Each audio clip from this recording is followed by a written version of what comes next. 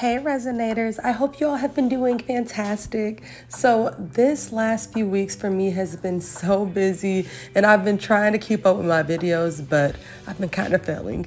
So for this video today, I wanted to put together a tutorial for how I made this teal pumpkin jar. So guys, I got the mold to this jar from Let's Resin and I have links to that in my bio.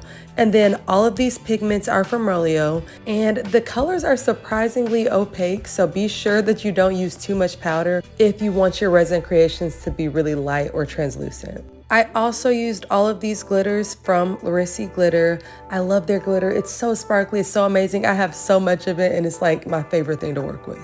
So anyways, working with Let's Resin's crystal clear resin, I added all of my pigments plus the glitter. So one thing I want to mention here is that you do want to make sure that you let your resin sit for a few minutes if you want the glitter to stay suspended throughout the resin. Because if you're working with really thin resin, I promise you all of the glitter is going to sink to the bottom.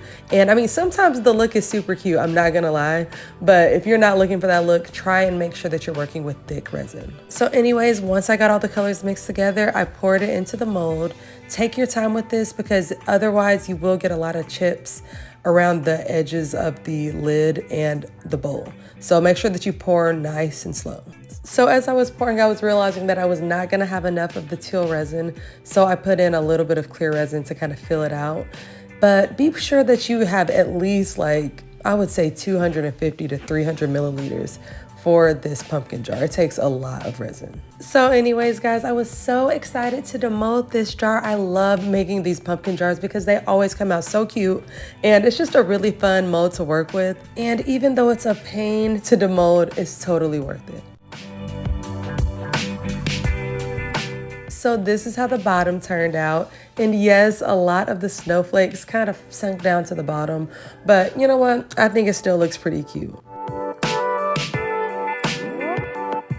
And then as for the lid, I used a little bit of turquoise crushed glass just for the stem. And if you noticed, I had to pour resin, then the crushed glass and keep mixing it around because crushed glass will leave a lot of holes in your resin creations if you don't make sure that it's mixed really well with the resin.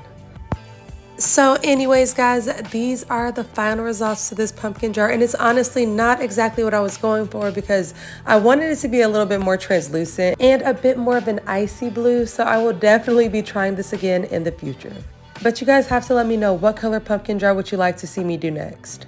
All right, Resinators, it's time for me to go, but I will see you in the next video. Stay kind, stay amazing, and keep on resonating. Peace.